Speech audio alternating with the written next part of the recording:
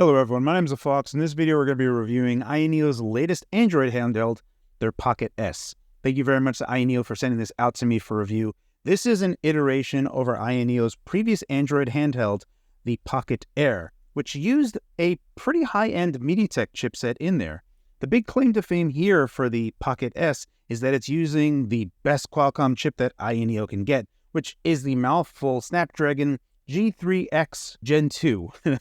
So that is what we have in here, and largely what that comes down to is a different configuration. When we take a look from the CPU side, is we have that very powerful Cortex X3, a single core, which is really going to be helping us a lot for a lot of different emulation tasks. And we're going to show you a few different scenarios where that actually pays off pretty big benefits. We also have 3 Cortex A510 cores and 4 Cortex A710 cores.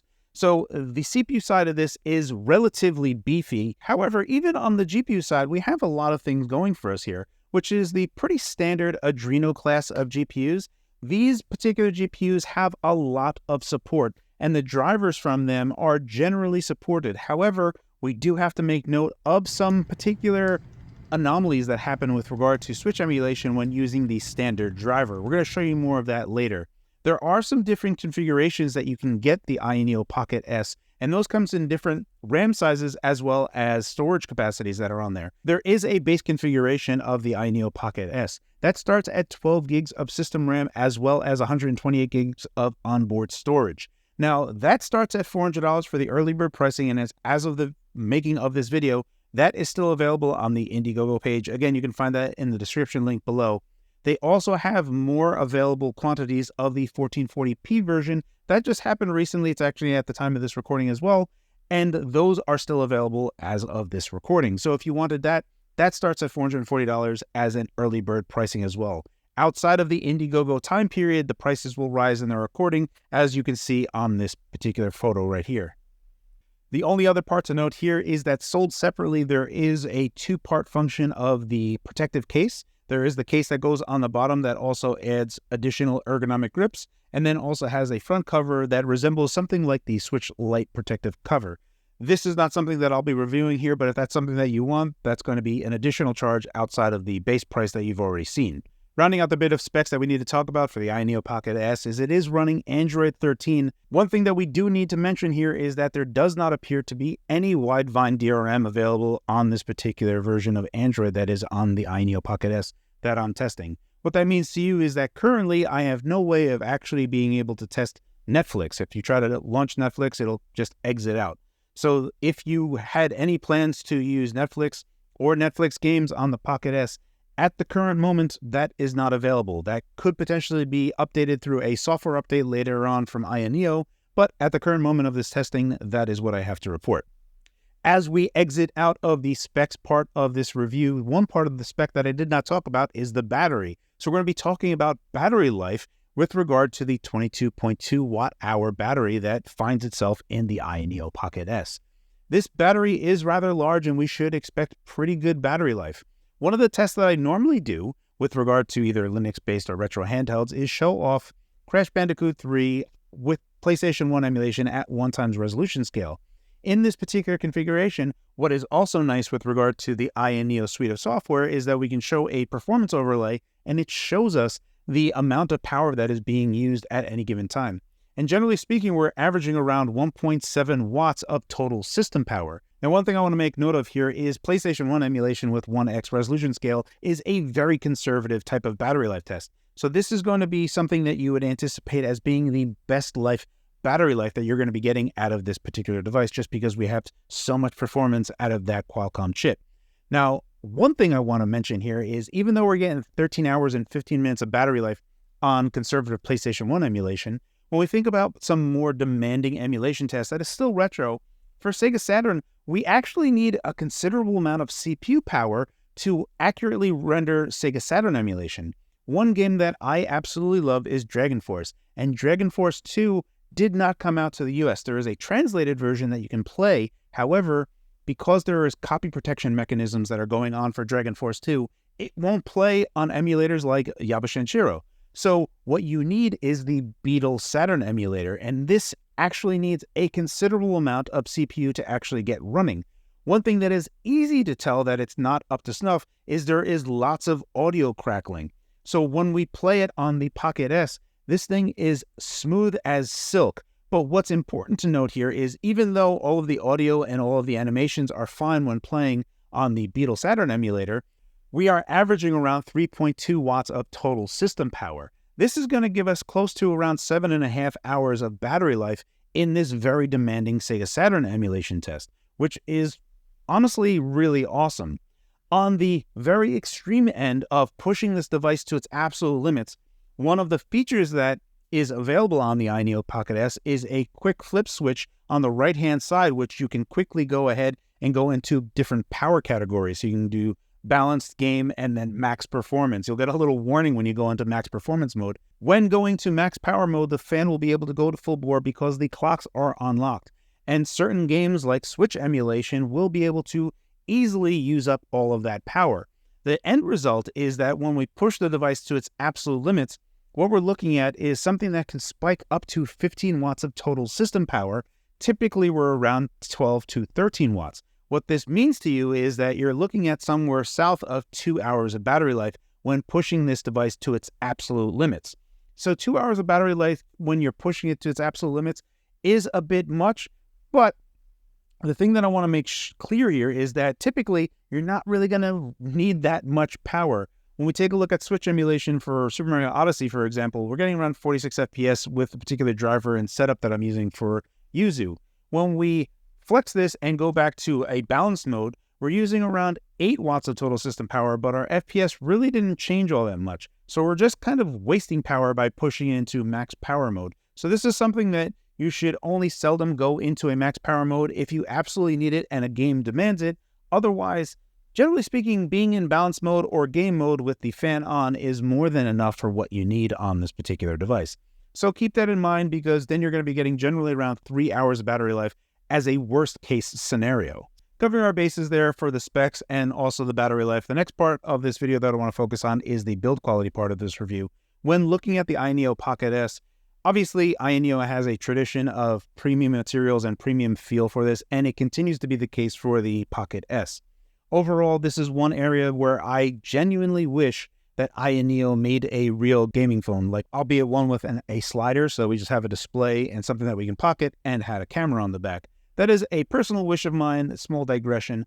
The other parts that we're talking about here, obviously, is the feel and materials that they're using here are all very premium. The one bit that I want to mention here is that the controls are not up to snuff with previous AYANEO designs. The new D-pad that we have here, I don't like it. The direction where they went with this D-pad, I'm not really sure where they're going here. AYANEO has done a fantastic job on D-pads prior, so the result that we're getting here is questionable to say the least, but overall the type of precision that I'm able to get out of the D-pad is not very good and not something that I would actually recommend anyone was looking for if they were looking for any type of precision from this D-pad. That's not to say that the D-pad is horrible, it's just that for precise movement, especially in fighting games, this is not a D-pad that I can particularly recommend. However, the membrane-based D-pad that's underneath there and pressing any particular direction is understood with tactile feedback and no particular fatigue when needing to press down on the D-pad. There is no mushiness whatsoever. However, when we take a look at the face buttons, again, a place where I'm a bit disappointed because for the most part, they're relatively fine. They are membrane-based, and when you depress them, it's understood. You don't have to press down hard for them to work. However, my Y button is a bit mushy, and what I mean by that, you can actually hear the difference when I'm pressing around. So I'm going to get a little silent just so you can hear it, and notice that you don't hear when I press the Y button.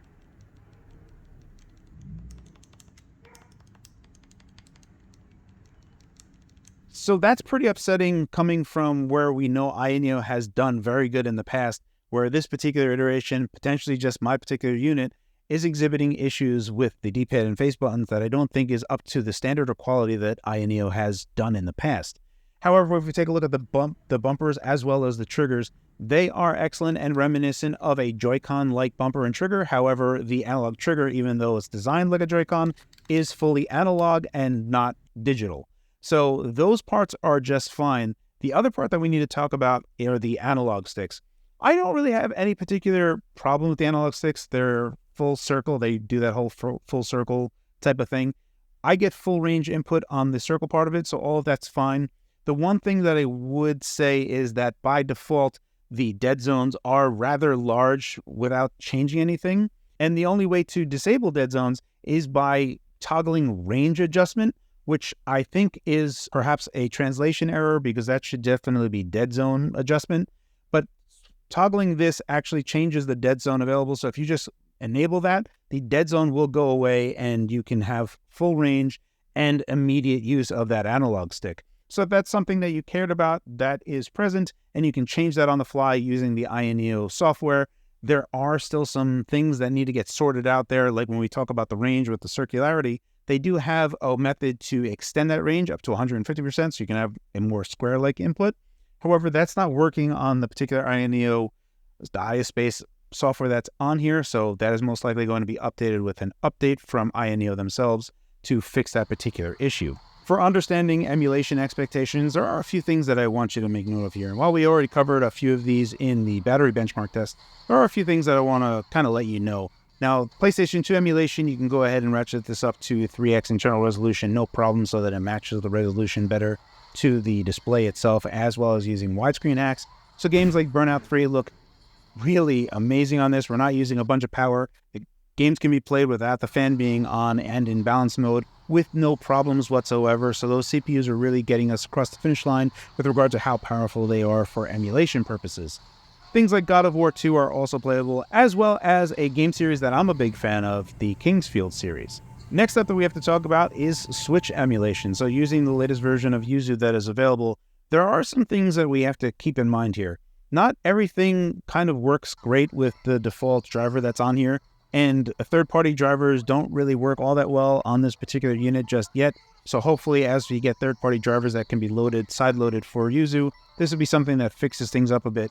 But right now there are going to be sometimes issues with like exploding graphics or other types of flickering that is happening, and you may have to go into the settings of the Yuzu emulator and go to docked mode or handheld mode to try to figure that out. So it's not the best experience, but there are a number of games like Super Mario Odyssey or Super Mario Wonder that play very well and look outrageously good on this display. This is, again, the top-end type of emulation that you're going to be running on this particular unit. Obviously, lower emulation is going to work just fine. Even accurate emulators, much like Sega Saturn's Beetle emulator, which does require a significant amount of CPU performance to get it across the finish line. And then there's other things that you can use, like more advanced N64 emulation cores, to really take advantage of what's available on the emulation scene right now. So there's a lot that you can expect out of this device just from an emulation standpoint. However, don't forget that there are a bunch of Android games that work just fine on this device. So if there are Android games that you've already purchased from the Play Store, you'll be able to go ahead and load all those up and start playing them.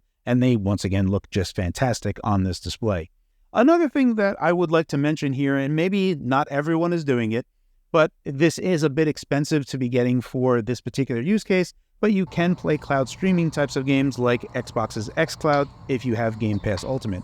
I've been a Game Pass Ultimate subscriber for a while now, and it's typically where I will be playing any cloud-based games at all. It's so easy to get into it, and the save states that happen between PC, Xbox, and cloud, it's something that I generally like using because it's something that I can easily hop between all instances without having to worry about any particular save states. But more to the point, because the controls on this device are effectively advertising themselves as an Xbox 360 controller, all of that works instantly without any issues whatsoever. So with the display and the controls and just getting up and running, it is a very seamless experience, all told. All right, so can I recommend the AYANEO Pocket S? That is a tough question. Ultimately, I don't think I can. And I think that there's a very small avenue for where this makes sense for most people. I think if you wanted the latest and greatest and have something that is a compelling price, if we take a look at the early bird pricing, especially the 1080p model, at $400 for 12 gigs of RAM and 128 gigs of storage, we're looking at something that is at least competitive compared to its competitors in the Android handheld space, where we're still getting a very powerful chipset. Now, we do need to put on the fan and use max power to kind of extract that max performance. So really, this is, do you really need that power for later on, for future purposes? Because where we are right now, and the available official drivers that we have here, without even using third-party drivers that are ripped from other stuff like turnip drivers that don't work on this just yet, So you really have to consider where that's going. And at the current moment, from that angle, I'm not sure that I could recommend it through that angle alone. Price is compelling enough for what's on offer here, but I think that there's better for less from competitors. The flip side of the coin is x86-based handhelds, and those are things that ultimately offer way more value for your dollar. However, something like the Steam Deck is ginormous compared to the AYANEO Pocket S. So this may be instantly something that you dismiss because the Steam Deck will be just too large for you, and any other smaller x86-based handheld is too expensive compared to this device. So when we look at it from that angle, maybe that's not the right angle for you, but I have a hard time disassociating those two just because I am so much a proponent for x86-based handhelds, and I see the value that they bring, such like PS3 emulation, which is not available on Android, plus all the PC games that you can play. So there's just a more rich wealth of x86 side of things, especially for PC handhelds. So the problem is when I try to look at it from the pricing angle of how much this costs versus competitors in the space, whether they be Android or x86 based. There are a number of things that AYANEO has done right here. So the AYASpace app, even though that needs further refinement here, there's a number of things that we do like this performance overlay that's here. This is easily the best performance overlay I've seen on any Android device, especially by default. So having that instantly available and being able to see total system power is something that I very much appreciate. And I think most people will be able to appreciate it because you can easily identify how much battery life you're going to get within any particular application that you're running almost instantly. So that part I really like. There are also other nice finishing touches that they have on here, like a little indicator on where to press for the fingerprint sensor. It seems like a really small thing, but it's something that is finishing out the whole suite of software that makes it feel cohesive and something that is not just slapped together. So that's why I find this so particularly hard to recommend. Even though the build quality is super premium, the DPAD and face buttons really aren't the best that AYANEO has done. The AYASpace software experience is mostly fleshed out, but there are a few spots that aren't fully baked yet, and they have been updating that daily as I've had this device for over 2 weeks. Battery life is fantastic. They have a 1440p version or a 1080p screen, but really when it gets down to the pricing part of it, when we're taking a look at this being $400 to $600, when we're looking inside of that bracket compared to its competitors, both Android and x86, there's a lot of competition in this space that may make you think twice about getting the Pocket S. Thank you very much to my YouTube channel members as well as my Patreon members. Your support really means the world to me. I hope this video was informative. As always, guys, thank you for your time, and thanks for watching.